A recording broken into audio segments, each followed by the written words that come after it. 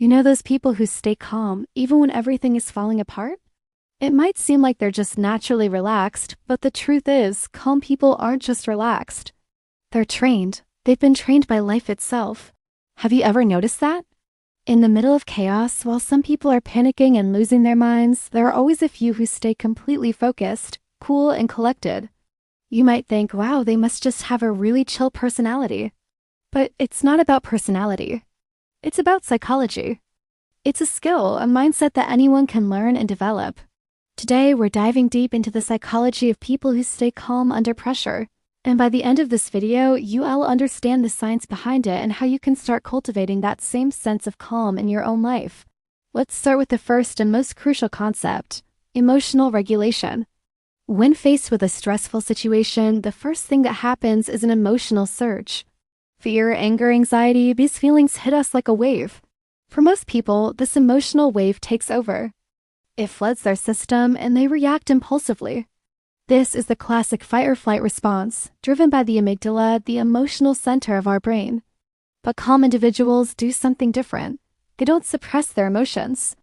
They don't pretend they aren't scared or stressed. Instead, they regulate them. Think of it like this. When a stressful event happens, there's a tiny, almost imperceptible moment between the trigger and the reaction. In that tiny space, calm people have trained their brains to pause. Just for a split second. This pause is powerful.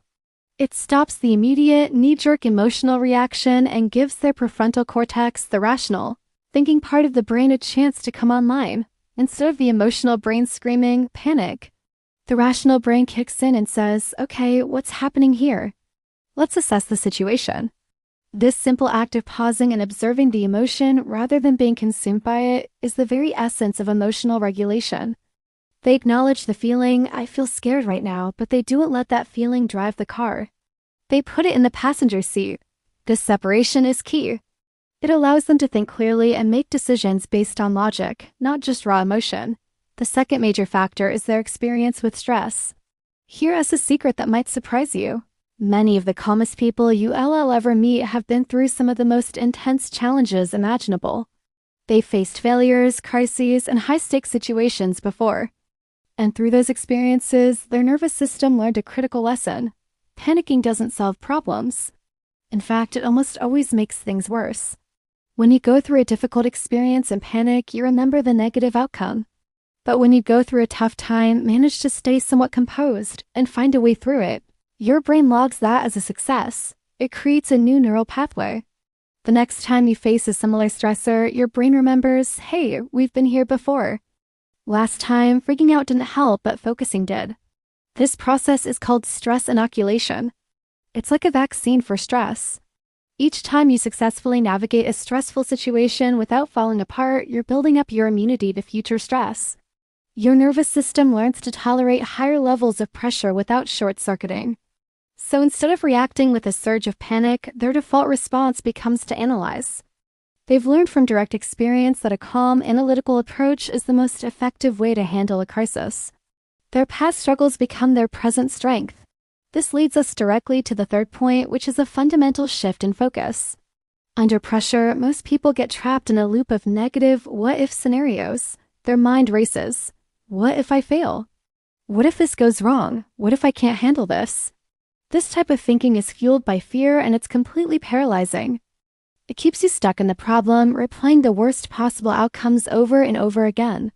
Calm people, on the other hand, instinctively shift their focus. They ask a different question, what can I do right now? It's a subtle but profound change.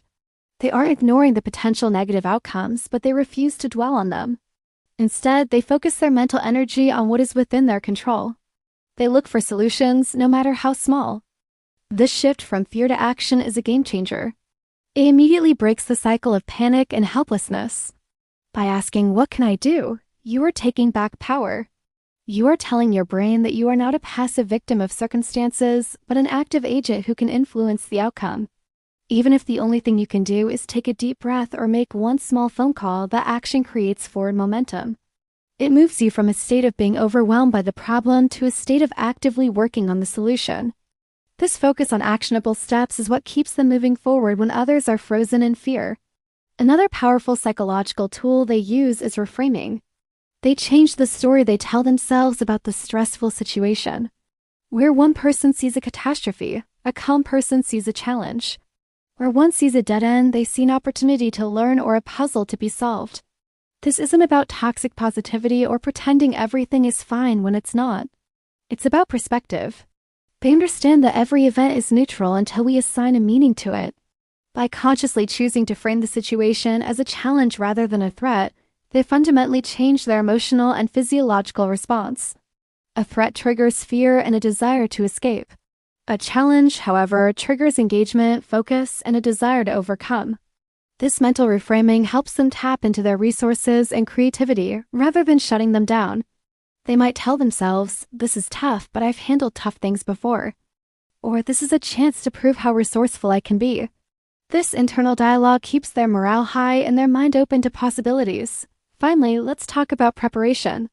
Calmness under pressure often looks spontaneous, but it's frequently the result of meticulous preparation. Think of a firefighter, a surgeon, or a pilot. They appear incredibly calm in life or death situations. Why? Because they have trained for those exact scenarios hundreds, if not thousands of times. They have practiced their procedures, run through simulations, and mentally rehearsed their actions over and over again. When the real crisis hits, they aren't trying to figure out what to do. They are executing a plan that is already deeply ingrained in their memory. This applies outside of these high-stakes professions too. Someone who is calm during a difficult presentation has likely rehearsed it dozens of times. Someone who handles a customer complaint with grace has probably anticipated the issue and planned their response. Preparation reduces the number of unknown variables. When you know what to do, or at least have a general plan, there's less room for uncertainty and fear to creep in. You've already done the hard thinking in a low-stress environment, so when the pressure is on, you can simply act. So, to recap, the psychology of a calm person is a powerful combination of skills. They regulate their emotions by pausing before reacting. Their nervous system has been trained by past experiences to know that panic is ineffective.